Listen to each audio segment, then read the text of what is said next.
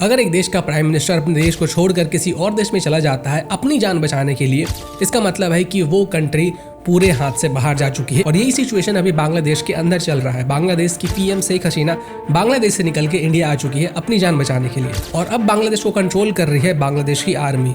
और इन सब चीजों के कारण क्या हुआ है इसका आप अंदाजा भी नहीं लगा सकते हो। सबसे पहले तो प्राइम मिनिस्टर के ऑफिस को घेरा गया, उसमें घुसा गया और जो भी चीजें लोगों को मिली उसको उन्होंने चुरा लिया। कोई प्राइम मिनिस्टर के ऑफिस में जाके सामान चुरा रहा है, कोई खाना खा रहा है, तो कोई उसके बेड के ऊपर सोकर वीडियो बना रहा है। इन लोगों को देखिए, इनके हाथ में जो कुछ भी लग रहा है इन सब को ये चुरा कर वहां से ले जा रहा है। एक लड़का तो अंडर गारमेंट चुरा कर ले जा रहा है और उसको लहराता हुआ ले जा रहा है, दिखा रहा है जैसे कि इसने कोई वॉर जीत लिया हो। और इसके बाद एक एक करके बांग्लादेश के हिंदुओं को टारगेट किया गया, उनके मंदिरों को टारगेट किया गया, जला दिया गया, तोड़ दिया गया। हिंदुओं के घरों में घुसकर चुन चुन कर उनको मारा जा रहा है।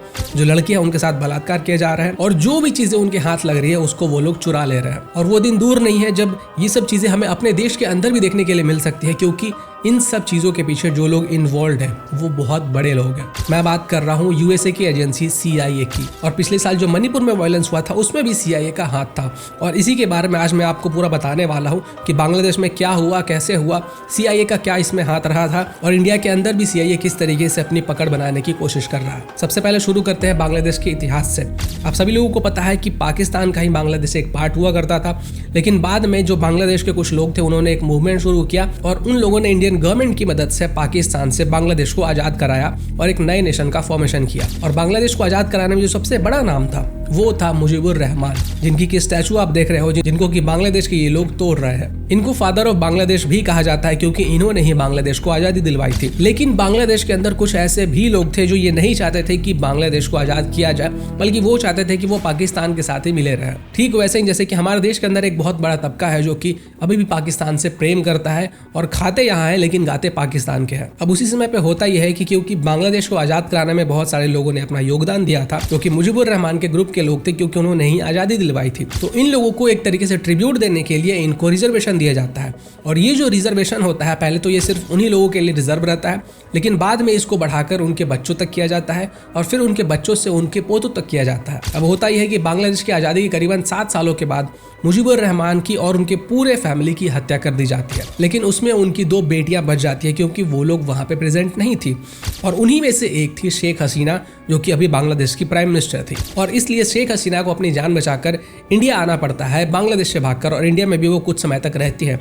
फिर वापस से जब सरकार गिरती है तब वो वापस बांग्लादेश जाती है, इलेक्शन लड़ती है और फिर धीरे धीरे ये सिलसिला आगे बढ़ता है। अब क्योंकि शेख हसीना मुजीबुर रहमान की बेटी थी जिन्होंने कि बांग्लादेश को आजाद किया था, तो इलेक्शन में शेख हसीना खड़ी होती हैं और इस तरह से बांग्लादेश की प्राइम मिनिस्टर बनती है शेख हसीना। अच्छा, जो लोग ये चाहते थे कि बांग्लादेश कभी भी आजाद ना हो और एक अलग देश ना बने बल्कि वो पाकिस्तान का ही पार्ट हो, उनको कहा जाता था रजाकर्स। और जिन्होंने बांग्लादेश को आजादी दिलवाई उनको कहा जाता था फ्रीडम फाइटर्स। और अगर आपको ध्यान हो तो रजाकर्स हैदराबाद में भी हुआ करते थे, हमारे देश के अंदर भी हुआ करते थे, जो कि पाकिस्तान का समर्थन करते थे। और इनके बारे में क्यों बता रहा हूं वो आपको आगे समझ में आ जाएगा। तो ये जो रिजर्वेशन दिया जा रहा था फ्रीडम फाइटर्स को, उनके बेटे को और फिर उनके पोतों को, और इसी रिजर्वेशन के खिलाफ बहुत सारे लोग आंदोलन कर देते हैं कि इनको अभी तक रिजर्वेशन क्यों दिया जा रहा है। तो इस रिजर्वेशन को बाद में कम कर दिया जाता है और फिर उसके कुछ सालों के बाद इस रिजर्वेशन को ऑलमोस्ट हटा ही दिया जाता है। लेकिन बांग्लादेश की कोर्ट ये ऑर्डर देती है कि शेख हसीना ने जो रिजर्वेशन को हटाया था उसको हम लोग वापस से रीस्टोर कर रहे हैं।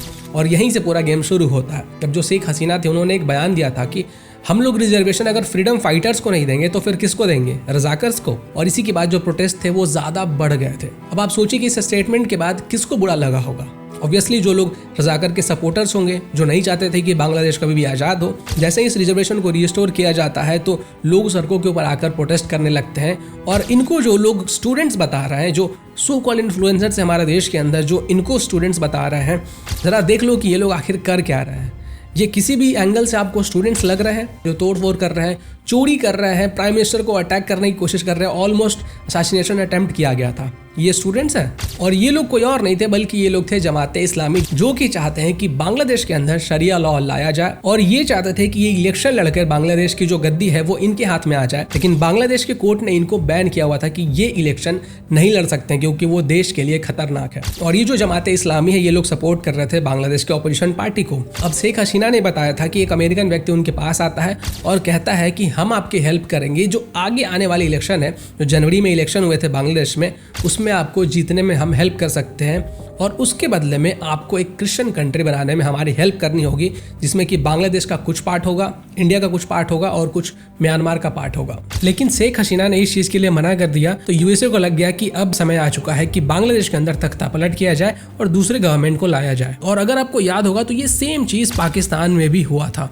सेम चीज़ इमरान खान के साथ भी हुआ था। जब इमरान खान यूएसए के बात को नहीं मान रहा था तो यूएसए ने पाकिस्तान में भी तख्ता पलट करवा दिया और सेम इसी तरीके से इमरान खान पे भी असैसिनेशन अटेम्प्ट हुआ था, ताकि बांग्लादेश के अंदर जो गवर्नमेंट फॉर्म हो वो सीआईए के अकॉर्डिंग हो, यानी कि यूएसए के अकॉर्डिंग हो, जो कि यूएसए के हाथों की कठपुतलियां हो, उनके इशारों पे नाचे, उनके कहने पे चीज़ों को फॉलो करे। अब बांग्लादेश के अपोजिशन पार्टी से मिलने के लिए सीआईए के कुछ एजेंट्स आते हैं और वो उनसे बातचीत करते हैं, उनको हेल्प प्रोवाइड करते हैं। और ये जो कंट्री बनाने की बात कही गई थी, इसको आप अंदाजा लगा सकते हो कि मैप पे कहाँ दिखता होगा। और इसीलिए अमेरिका चाहता है कि इस एरिया का जो कंट्रोल है वो अमेरिका के पास हो, जिसके लिए एक क्रिश्चियन कंट्री यहाँ पे बनाई जाए। और पिछले साल जो मणिपुर में वायलेंस हुआ था उसमें सीआईए का भी हाथ था, क्योंकि यूएसए ये चाहता था कि ये जो अफीम की खेती है वो बंद ना हो, ये जो ट्रेडिंग है वो बंद ना हो। लेकिन क्योंकि उस मणिपुर के एरिया में मैतेई ट्राइब्स रहते थे जो कि हिंदू कम्युनिटी से बिलोंग करते हैं, और जो कुकी ट्राइब है जो कि क्रिश्चियन से म्यांमार से अफीम की खेती करते थे और फिर ट्रेडिंग करते थे, और ये सब करके वो मणिपुर को डिस्टेबलाइज करने की कोशिश कर रहे थे। और जिस तरीके से सीआईए ने मणिपुर के अंदर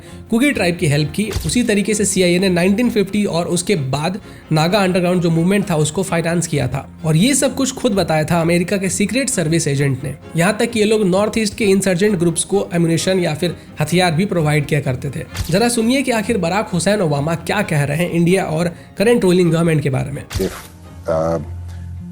The president meets with Prime Minister Modi, then the protection of the Muslim minority in a majority Hindu India, that's something worth mentioning. Because, and by the way, if I had a conversation with Prime Minister Modi, who I know well, part of my argument would be that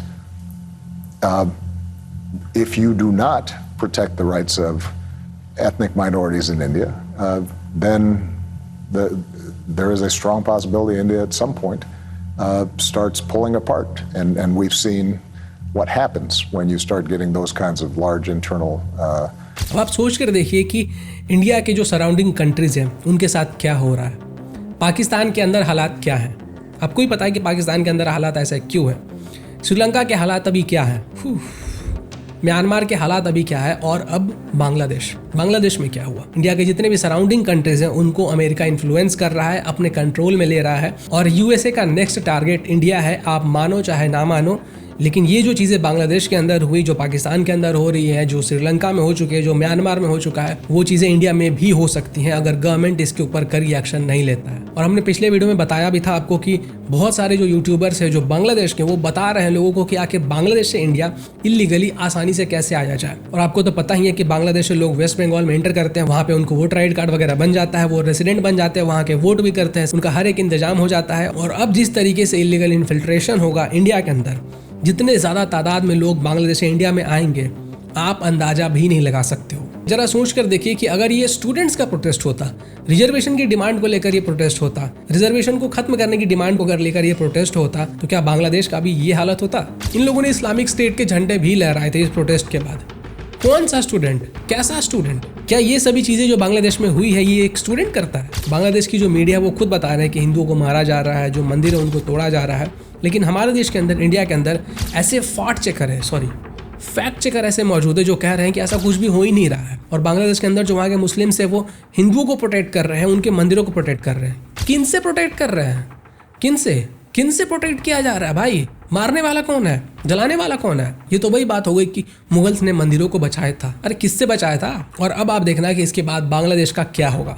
ये एक तरीके से battle ground बन जाएगा। China और USA में खींचतान होगी और उसका इफेक्ट पड़ेगा इंडिया के ऊपर। आपको जानकर हैरानी होगी कि द वायर, जिसके कि आर्टिकल्स कुछ इन्फ्लुएंसर्स बार बार दिखाते हैं, बार बार कोट करते हैं, उसका जो जर्नलिस्ट है वो खुद बांग्लादेश के इन वायलेंट प्रोटेस्ट में शामिल था। और वो चीख कर प्रोटेस्ट कर रहा था कि भाई मैं तो बहुत खुश हूँ इस प्रोटेस्ट को ज्वाइन करके। और इंडिया के और भी बहुत सारे लोग हैं जो अल जजीरा जैसे न्यूज़ वेबसाइट्स के लिए काम करते हैं जो इंडिया में बैंड है, और वो लोग खुल के कह रहे हैं कि भाई हमें तो मज़ा आया, हम चाहते हैं कि ऐसा इंडिया में भी हो जाए। बाकी इस वीडियो को जितना हो सके शेयर कीजिए ताकि लोगों को पता चले इस पूरे इंसिडेंट की सच्चाई।